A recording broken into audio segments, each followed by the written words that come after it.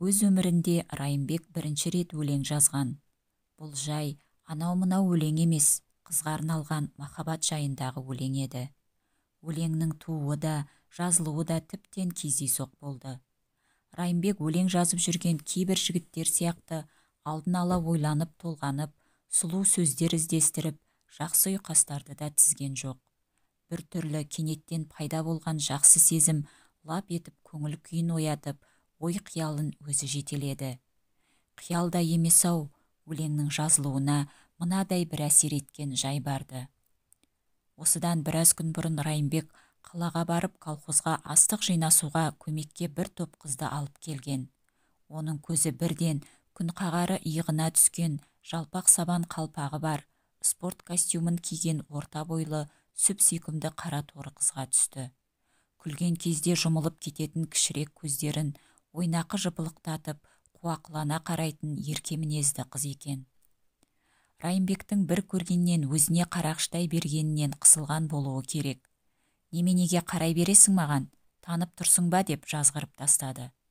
Ал қыздар шуылдаса жүріп, бірін-бірі сүйемелдеп, барлығы тегіс машина қорабына мінген кезде кейіндеп қалған әлгі қыз: «Немене, ешқайсыңның кабинаға отырғыларың келмей ме? Жігіттің жалғыз өзіне көңілсіз болар деп ойламайсыңдар-ау, деп саңқылдай күліп. «Ішімізден саған көзі түсіп еді ғой, сен отыр», десті қыздарды әзілдеп.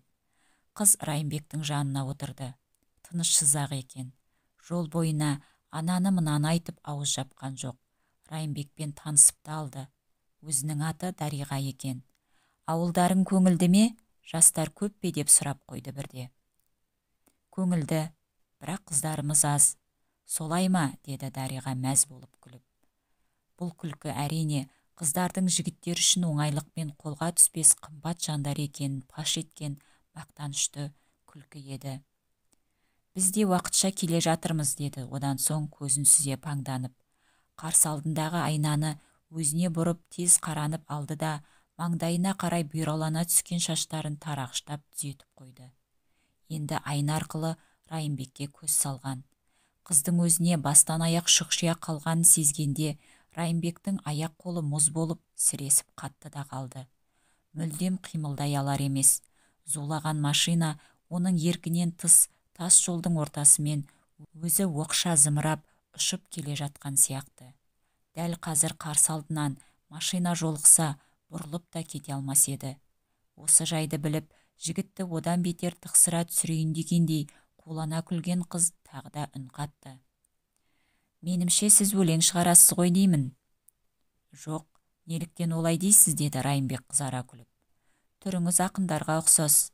Білетін адамдар естуімше, ақындардың көбінің шаштары бұйра, қабақтары лезде түйілгіш, лезде жадырағыш, көздері нағыз күлім көздің өзі, бірақ терең ойшыл. Ал мінездері бірде дөрекілеу, батыл, ал бірде өте жасық, ұяң. Әсіресе өздеріне ұнап қалған қыздарға тура қарай алмайды. Қызараңдайды да отырады» деп. «Ал сіз дәл сондайсыз. Ұялмай-ақ қойыңыз, мен естігенімді айтамын. Ең болмаса жатқа өлең білесіз бе?» Қыз сөзіне бір қызарып, бір бозарған Райымбек екі езуін жия алмады. Жолдастарының айтуынша, күлген кезде аузының дорбадай боп тым созылып кететінін білетін. Ал енді мынадай өзін қыз мақтап келе жатқан сәтте қалай күлмейді, қалай қызараңдамайды. Ал Дариға болса, енді одан білетін бір тақпақты жатқа айтып беруін өтінді. Тықылықтап қояр емес, ең болмаса бір ауыз деп қиылып отыр. «Әй, осы қаланың қыздар-ай, тақпақ айтпаса, өлең оқымаса сөздің сәні келмейтіндей болады-ау. Ең болмаса бір ауыз» деп қайталай қиылды қыз. Маңдайынан тер шығып кеткен Райымбек ыңғайсыздықтан құтылу үшін: «Бір сұлу қыз тұрыпты хан қолында» деп бастап жіберді де тілін тістеп алғандай іркіліп қалды. Бұрын мектепте жаттаған бұл өлеңді ұшты күйлі ұмытып қалғанына одан әрмен қысылды. Ұмытып та қалған жоқ-ау, әшейінде көңілінде сайрап тұратын өлең жолдары қапелімде есіне оралсашы. Қара басайын десе өстіп басады ғой.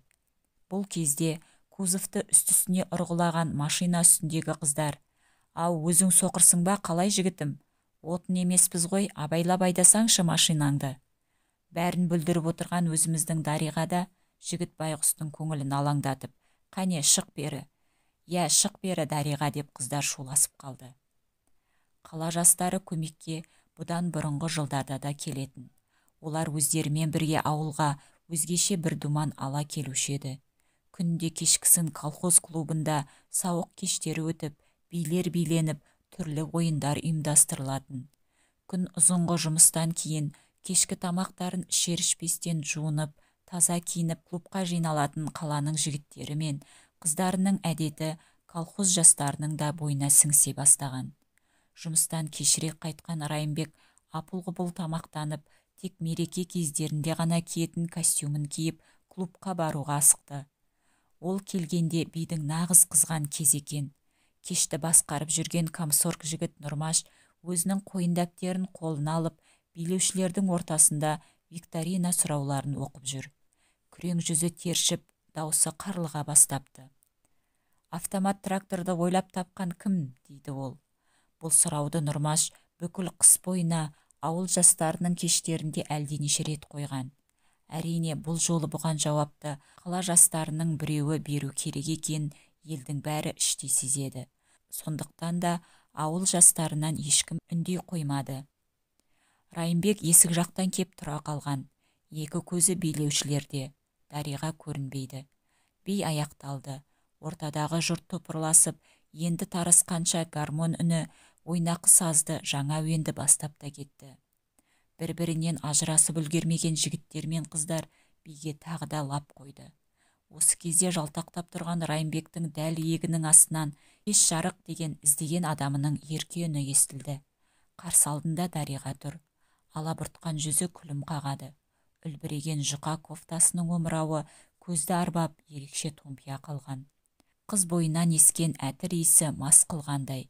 Сәл тәжім етіп жігітті биге шақырды. Алғашқы сәтте Райымбек аяғын қалай алып, қалай билегенін мүлдем білген жоқ. Оның бар сезгені уысындағы кіп-кішкене жұмсақ алақан мен жымиған сүйкімді қыз жүзі еді. Қыздың маржандай ақ тістерінің сирек екенін енді байқады. Бірақ соның өзі ерекше бір көрік беріп тұрған тәрізді.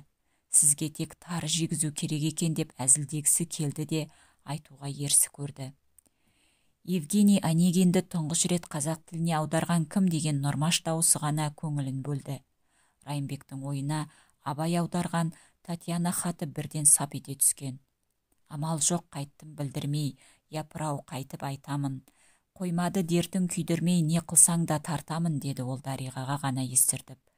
Қыз күлкілі кескінде басын шайқады. Өте асығыс, өте тез, деді. Сауық кеш тарады. Райымбек дауысы дірілдеп, сыпайы ғана, шығарып салуға бола ма екен деп сұраған. Дариға көзін күлімдете жыпылықтатып, басын изеді. Райымбек оны қыздар орналасқан ауыл шетіндегі жатақханаға дейін шығарып салды. Қаладан келген қыздардың барлығы бірге қайтқандықтан Дариғамен бірінші күннен оңаша қыдыру мүмкін емес еді. Және іштеріндегі Ділда деген еңгезердей қара қыз өзінің үлкендігін көрсетіп, басқаларға қамқоршы бола қалыпты. Жә, келместен жатып ұшып қонып, өз қасиеттеріңнен айырылмай былай тәкаппар, мен болсаңдаршы деп ешкімді топтан шашау жібере қоймады. Райымбек үйге қайтқанда тауық екінші шақырып, таң қараңғылығының қоюлана түскен кез еді. Жұлдыздар да су түбінде аққан күмістей айрықша жалтырап, тегіс батысқа қарай ығысып барып, қайраңдағандай шоғырлана бастаған. Ауа тымық болса да, өзен жақтан жел қаққан құрақтардың шуылы естіледі. Көше бойындағы теректердің жапырақтары сусылдап, басынан, бұтақтар арасынан ояна бастаған таңғы құстар қанаттары сытырлап, ұйқылы ояу шықылықтасып қояды. Дәл осынау таңғы тірлікті Райымбек бұрын еш уақыт сезіп байқамаған еді. Осының бәрі алып ұшқан қуанышты жігіт жүрегін тамаша бір сезімге бөледі. Үйге кірген бетте ала көлеңке бөлме ішінде шам жақпастан терезені айқара ашып қойып, бозара атқан таңға, шыныдай мөлдір аспанға қарады. Онан соң тәтті ұйқыда жатқан анасын оятып алмауға тырысып, ешбір тысырсыз абайлап қана үстел тартпасын ашып, дәптер мен қалам алды. Дариға деген алғашқы сөз де қағаз бетіне түсті. Көңілдегі тәтті ой мен жақсы арман тізбектеліп, өлең болып жазыла бастады. Өлең жазумен отырып, таңды сол терезе алдында атырды. Бір түн ұйқысыз өтті. Бірақ өкінішті емес. Райымбек ұзақ таңға көз ілмесе де, өзін өзі соншалықты сергек те жеңіл сезінді. Дариғаға арнаған өлеңін таза қағазға көшіріп жазды да бүктеп қалтасына салды. Шаруашылық ауласындағы машинасына қарай асыға жүрген. Қырманның жанынан өте бергенде қабырға газетіне жазған кешегі мақаласы есіне түсті. Қалтасынан алған бүктеулі қағазды ашып қарамастан мақала жәшігіне тастай салды. Ал өзі сол күннен бастап күндіз түні комбайннан қырманға астық тартуға шықты. Жазған өлеңін қайтып есіне алуға да мұршасы болған жоқ. Бұған бөлінген 3 комбайн бұл сәл бірдеңеге айналсақ болғаны, бірінен кейін бірі дамыл-дамыл бункерлері толғанын хабарлап, бүкіл егіс даласын қоңыраулата бастайды. Даланың қара жолын бұрқылдата шаңдатып, сол комбайндар мен қырманның арасында қолды-аяққа тұрмай безілдейді. Машинасында өзінде 1 жыл жуса кетпестей шаң тұтып, көзі қызара кіртейіп, қатты шаршайтында кешкісін қисайған жерінде ұйықтайтын. Тек 3-ші күні қызыл мүйіс орналасқан вагонеткаға кіргенде күтпеген жерден Дариға кездесе кетті. «Көрінбей кеттің ғой, түнде клубқа неге келмедің?» деді. «Қол тимеді. Мен сені келеді екен деп, басқа ешкіммен билеген жоқпын», деді Дариға кінәлағандай. Осы сөздерді естіген кездегі Райымбектің қуанышында шек жоқ еді.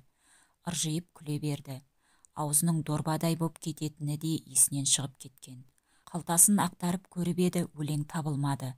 Ал осыдан біраз күн бұрын қабырға газетіне жазған мақаласы қағазы жұлықтанып әлі жүр. Райымбектің қуанышы су сепкендей басылды. Бір мүлтіктің болғанын жүрегі суылдай тұрып ұққан ол, вагонеткадан жүгіре шыққан бойда ала өкпе боп қабырға газетінің редакторын іздесін. Мұндайда іздеген адам табылған ба? Оның қайда жүріп, қайда тұрғанын жан білсейші. Сол күні Райымбек қалаға астық тасып жүріп кетті. Мақала жәшігіне тастаған өлеңі есіне түскенде, өне бойы шымырлап, машинасы аударылып кете жаздайды. Сабыр, сабыр, енді не болса да артын күтуге тура келді. Райымбек қаладан қайта оралғанда газеттің кезекті жаңа саны қырман басындағы тақтаға ілінген екен. Бұл жолғы газет тым жақсы көркемделіп, өте қызықты шыққан болу керек. Түскі тамаққа шыққан қырмандағы жұрт жиналып кеп газетті қоршап алыпты. Гу-гу етеді. «Тоқтаңдар, мынау лирикалы өлеңді қараңдар», дейді дарылдай шыққан жуан дауысты комбайнер. Дариғаға арнапты. Райымбек бетінен оты шықты. Кетуге асықты, бірақ барарға орын таппады. Газет ілінгелі шала бөлініп жүрген Дариға да оны іздеп кеп тауып алды. Райымбек не дерін білмей, нарттай боп қызарып қыз алдында тұр. Ал Дариға болса, құрбы қыздарының ортасында тұрып, бар ызасын төгіп ақ салғаны. «Әй ақын жігіт, сен немене, махаббатыңды бүкіл елге әйгілеп ғашық боласың ба? Әлде мазақ еткің келе ме? Шіркіннің өлең жазғышын, тоқ етері сол, қазір тез барда анау газеттегі өлеңіңді алдырып таста. Мүләйім бола қалуын, күйіп жанған мәжнүн, бірақ мен саған Ләйлі емеспін». Бұдан әрі Дариға әлде қандай ауыр сөздерді тағы да айтты. Бірақ Райымбек естіместен жүріп кеткен. Тұрған қыздар сықылықтаса күліп қала берді. Бетіне тепкен ұяттан жанып кете жаздаған Райымбек жүгіре басып комсоргке барды. Ентігін баса алмай тұрып, одан газеттегі өлеңінің тоқтаусыз алынуын талап етті. Қолды-аяққа тұрғызар емес, Нұрмаш езу тартқан қалыпта басын шайқады. «Өлең өте жақсы, мәдениетті жазылған ғой. Оған несін сасасың?» деді ол салқын ғана. «Газетке әр беріп тұрғанда сол өлең». Райымбек қанша өтінгенмен Нұрмаш өлеңнің түгелдей алынуына көнген жоқ. Дариғаға арнаймын деген жері ғана өшірілетін болды. Дариға екінші айналып келгенде газеттен оның аты өшірілген еді.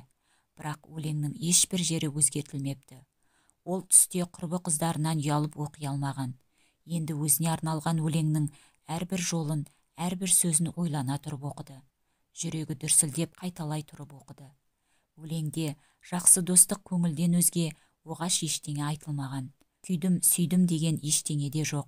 Ауылына келген мейман қызға қадала көз салу, мінезіне қылығына қысыға сүйсіну бар. Сен келгелі аулыма жаңа бір сән салтанат орнағандай, бүкіл табиғаты жаңаша бір құбылып, күні жарқырай шығып, айы ұяң қыздың қабағындай сызыла туып, ерке желі де өзгеше боп есетіндей.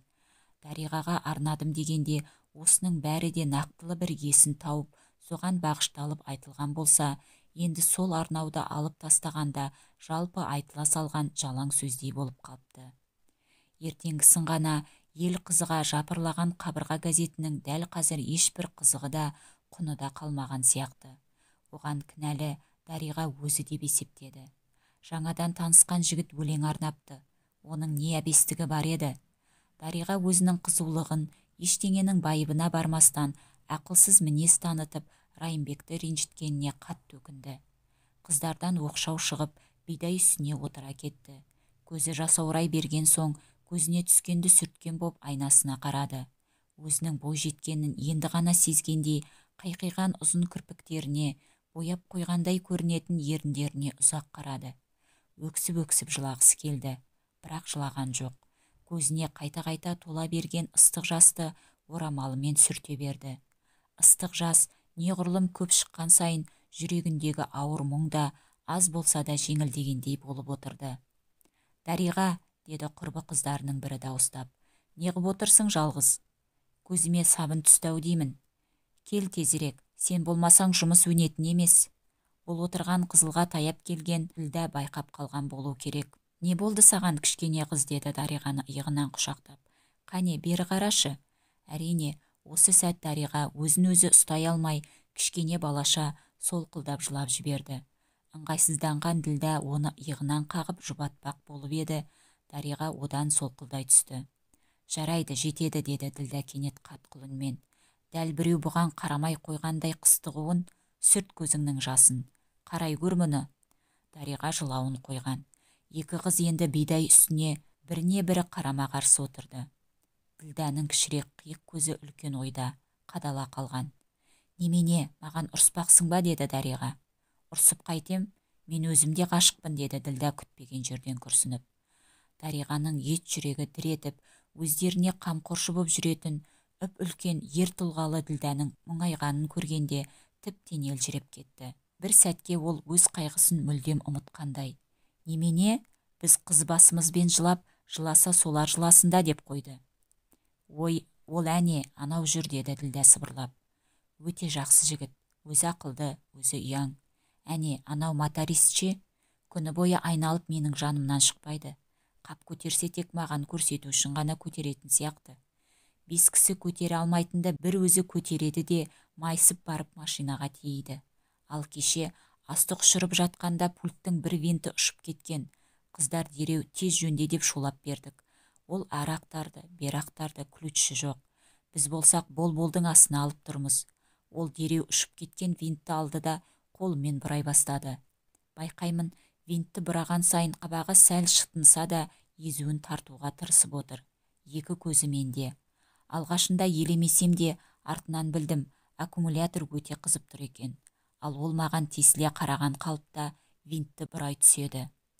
Маңдайынан құйылған тер бетін жауып кетті. Кейіннен жанымдағы қыздар, Ділдә сен жігіттің ключін көзіне көрсетіп қойып тұрып от ұстаттың-ау дейді. Байқасам, қу қыздардың бірі оның ключін менің төс қалтама салып қойыпты. Мұнан әрі Ділдә да тығылып ештеңе айта алмай біраз үнсіз отырды. Бүгін әне қолын таңып алыпты. Біз жаққа жуымай жүр. Әрине өкпелі ғой. Дариға енді оған соншалықты бір сыйлаған құрметпен қадала қарап қалған. Бұлардікі шын нағыз махаббат қой деп ойлады ол. Біздікі немене, баланың ойыны сияқты. Күндер өтіп жатты. Ауа райы бұзыла бастады. Жиі-жиі сіркіреген жаңбыр жауып, аспанды түтін түстес сұрғылт бұлт торлап алатын болды. Қырмандағы астық қызып кетпес үшін жал-жал етіп, жиі-жиі аударыстырып тұру қыздардың міндеті еді. Бір күні Дариға жаңбыр жауып тұрған кезде Нұрмаштың қабырға газетті алып жатқанын көрді. Жұмысын тастай салып жүгіріп оның жанына барды.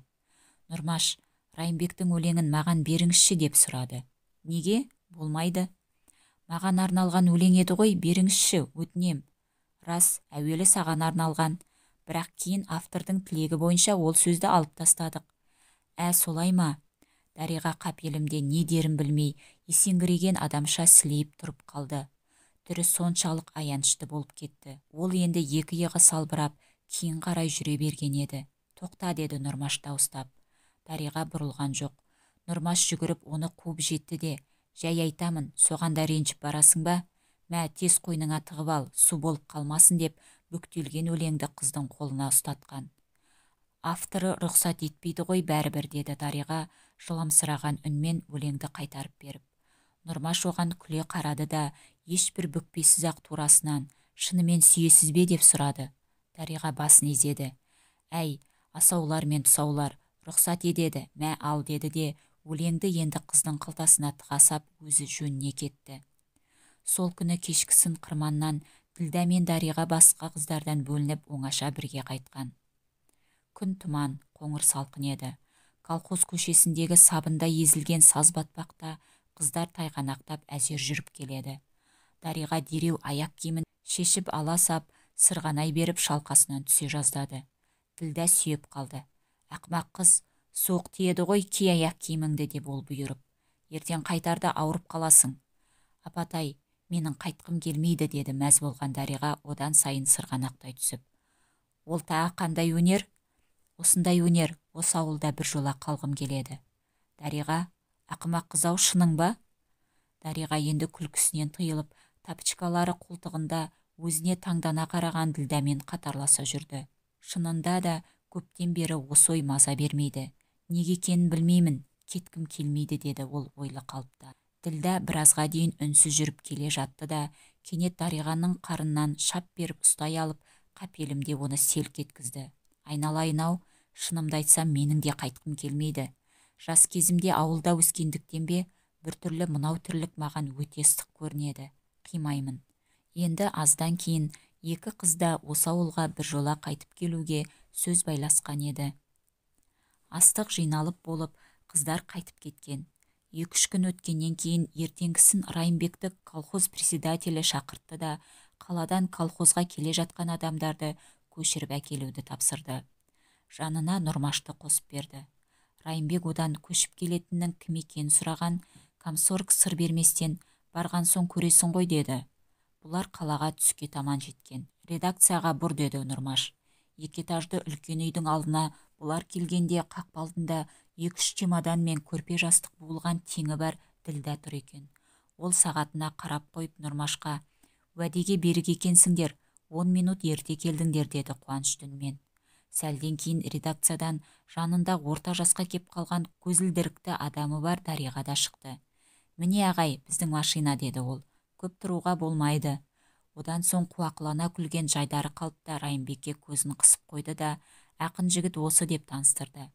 Көзілдірікті адам Райымбектің қолын қысты. «Енді мен не дейін, қалқам, жолың болсын, барған жеріңде де жақсы істе», деді әлгі кісі Дариғамен қоштасып. Бұлайырақ ұзап шыққан соң Дариға: «Біздің редактор», деді өзінен өзі. «Мен осы редакцияда корректор болып істейтінмін. Енді міне сендердің ауылдарыңа бір жола бара жатырмын». «Қалайша?» деді Райымбек түсінбей. Бұл оның алғаш үні қату еді. «Колхозға бір жола барамын», деді Дариға оған тура қарап. «Анау жолы сен ауылда қыз аз деп едің ғой?» Бензин иісі аңқыған кабина ішінде мотор қызуының бет шарпы жалыны бар. Қаладан шыға берақ бесікше тербеткен машина жүрісінен Дариғаның ұйқысы келді. «Ұйқым келді», деді маужырап. Оның сирек тістерін көрген кезде Райымбектің жүрегі лүп ете түсті. Дариға болса оны ренжітіп алмайын дегендей аса сақтықпен: «Райымбек, осы күні өлең жазасың ба?» деп сұрады. Жігіт үндеген жоқ. Өңінен қаны қашып сұрланып, көзінің төңірегі қызарып, айқыш-ұйқыш жолдан көз алар емес. Бірталайдан алынбаған сирек қара мұртты үстіңгі ерні діріл қағады. Қатты толқып отыр. «Өлеңдеріңді маған оқуға бересің бе? Жақсыларын редакцияға жібереміз. Мен редактор ағайға жаңа сен жайында айттым. Ал сенің маған арнаған өлеңің міне». Дариға қалтасынан бір жағы сол күйі ақ газет парағын алды. «Ертеңгі газетте жарияланады. Мынау оттискасы, мен әзер дегенде алдым. Шынында мұны осы күйінде алуға рұқсат етілмейді». Райымбек енді ғана қызға тесіле қарады. Дариға көзін жұмған қалыпта әлі сөйлеп отыр. «Өлең жазатын ақын адамды елдің бәрі сүюге тиіс қой. Ал мен тіптен ақын емеспін ғой, деді Райымбек өз ішінен. Ол өлең кездейсоқ жазылған, оны жаздырған сенсің ғой. Бұдан әрі ұзақ жол бойына екеуі де үнсіз отырды. Екеуі де тек іште қуанышты еді. Дәл ауылға жеткен кезде Райымбек, кешкісін клубқа келесің бе деп сұрады сыбырлап қана. Дариға әдемі, маржандай жарқыраған, сирек тістерін көрсетіп қулана күлді де басын изеді.